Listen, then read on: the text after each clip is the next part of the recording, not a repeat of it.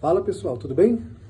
Alessandro Calil, colaborador voluntário do Estandarte da Liberdade, do Grupo Central das Escrituras.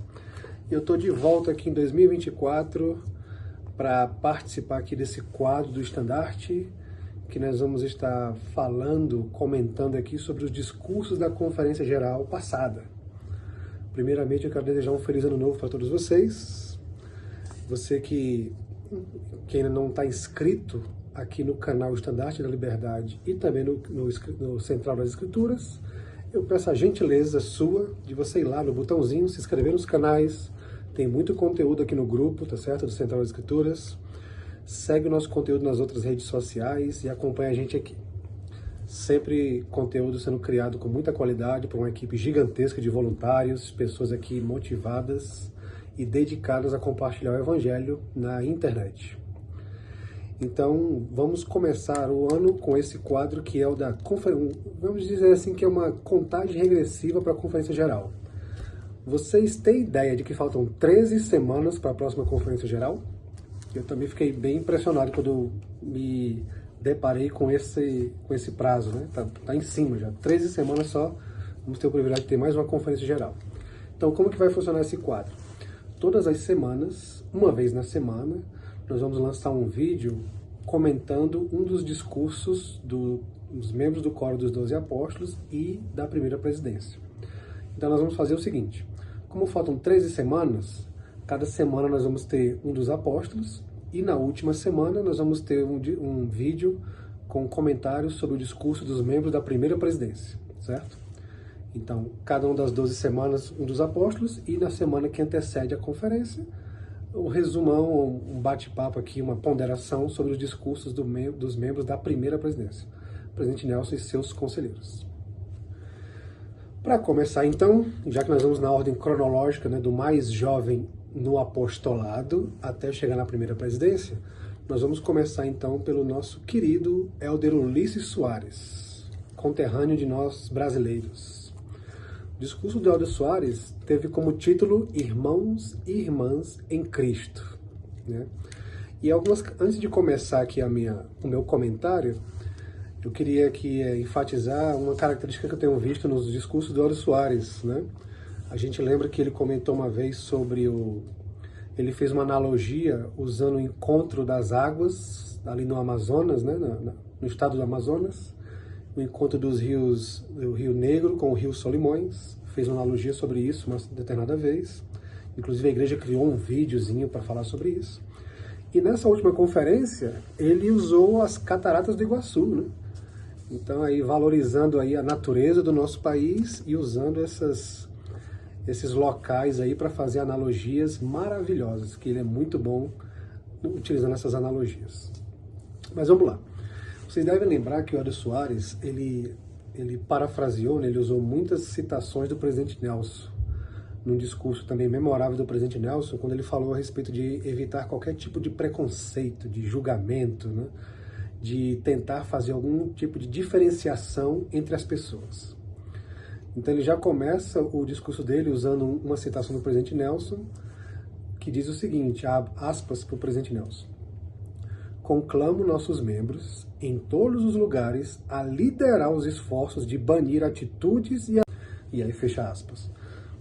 Interessante, né? Essa conclamação, esse convite do profeta de que nós, membros da igreja, temos que liderar esse esforço de acabar com qualquer tipo de preconceito, qualquer tipo de discriminação, seja por questões raciais, seja por questões econômicas, seja por questões intelectuais.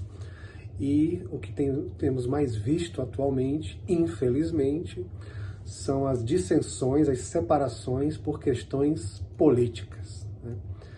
Infelizmente, o último processo eleitoral no Brasil, especificamente, em outros países também nós temos visto isso, mas falando do Brasil, nós vimos uma grande dissensão, né? Bem polarizada por dois lados, né? A famosa direita e a famosa esquerda, que em certos pontos até se misturam assim. Mas infelizmente nós vimos e até mesmo relacionamentos familiares sendo afetados por questões de opinião ou escolhas ou ideologias políticas. E isso é terrível. Nós podemos ver dentro das alas, ramos da igreja, pessoas atacando e sendo atacadas por demonstrar o seu posicionamento político, né? Eu gosto desse candidato por tais motivos, então você é uma pessoa muito ruim. Eu gosto deste político, eu comungo com as ideias dele, então nesse caso eu sou muito melhor do que você. Então chegamos aí nessas circunstâncias aí da sociedade, né?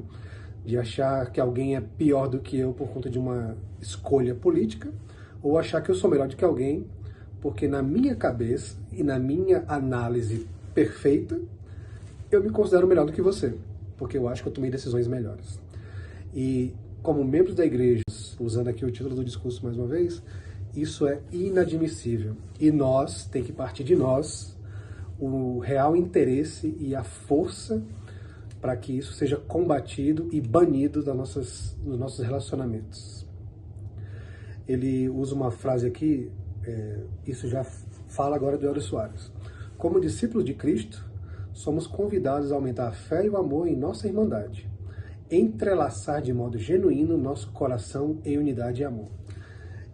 Não é uma tarefa fácil, né? Como eu disse, ainda mais agora com essas dissensões, escolhas e polarização, e parece que a internet deu mais força para todo mundo expressar e externar suas opiniões, o que acaba causando mais desconforto em outras pessoas, né? De não achar que todos temos o direito de nos manifestar, mas parece que se você se manifesta de uma forma diferente da minha, eu não sou capaz de aceitar isso. E isso é terrível para nós que buscamos seguir o Salvador Jesus Cristo e buscar seguir o exemplo dele. O Elder Soares, então, cita Quarto Nef, quando houve aquele tempo de paz, de que o povo viveu feliz, que não havia dissensões, que não haviam pobres nem ricos, que não haviam nada de diferente. Eles eram um povo uno, um povo único. E que época maravilhosa é aquela relatada no Livro de Mórmon, né?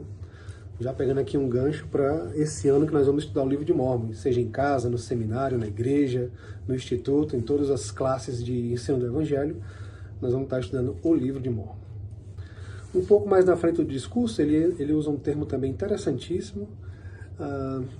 Ele volta a ressaltar a importância do convite do profeta, de sermos unificadores, pacificadores, e ele fala o seguinte, né? Ele diz que seguir a direção do profeta, né, do presidente Nelson, é um passo fundamental para construirmos pontes de entendimento em vez de erguermos muros de preconceito e separação entre nós. Olha só que interessante. Seguir a orientação profética, o conselho profético, é um passo fundamental para construirmos pontes de entendimento em vez de erguermos muros de preconceito e separação. Mais uma vez, essa questão da diferença que tem sido criada entre povos por questões sociais, políticas, esportes, né? Às vezes até o esporte é suficiente para causar uma dissensão entre pessoas. A manifestação da opinião diferente uns dos outros tem sido um problema gravíssimo na sociedade. E nós, como seguidores de Jesus Cristo, como diz o Elder Soares aqui, temos que liderar o esforço genuíno para acabar com isso na igreja.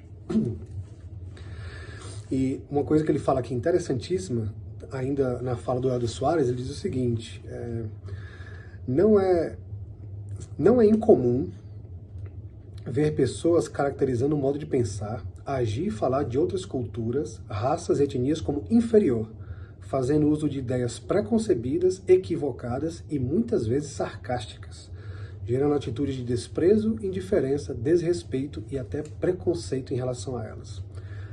Olha só essa parte como é forte do discurso do Elder Soares.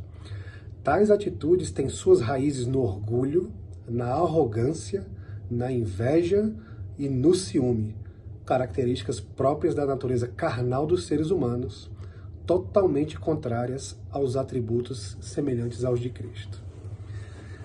Qualquer tipo de dissensão, de preconceito, que talvez eu venha a estar envolvido, eu preciso ter ciência de que A origem desses meus pensamentos ou atitudes está em características totalmente que nós tentamos evitar, tais como orgulho, arrogância, inveja, ciúme, todos atributos extremamente negativos e que destroem relacionamentos. Ainda uma parte que me chamou a atenção demais no discurso do Ora Soares. Nessa jornada como filhos e filhas de Deus, somos iguais em nosso estado imperfeito e em nossa capacidade de crescer. Olha só que interessante. Vamos tentar pensar nesse termo que ele usou. Somos iguais em nosso estado imperfeito. Nenhum de nós, amigos e amigas, é perfeito. Ou talvez conseguirá alcançar essa perfeição aqui. Mas todos nós temos o mesmo propósito. Por várias aulas, discursos que já ouvimos, a nossa vida terrena, o nosso esforço de voltar à presença de Deus é comparado a uma corrida.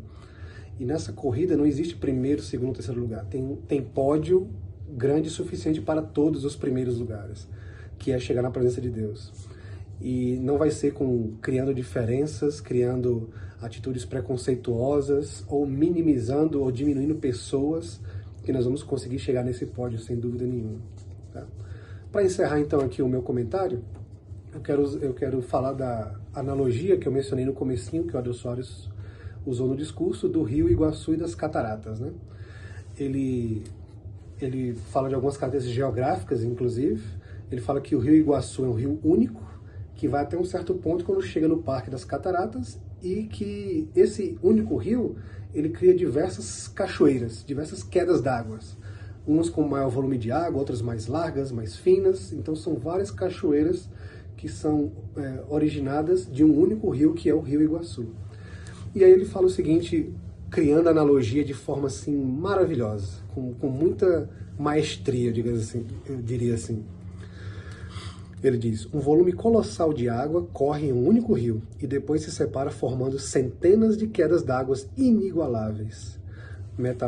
Metaforicamente falando, esse complexo fenomenal de cachoeiras é um espelho da família de Deus na Terra, pois compartilhamos a mesma origem e substância espiritual, derivadas de nossa filiação e irmandade divina.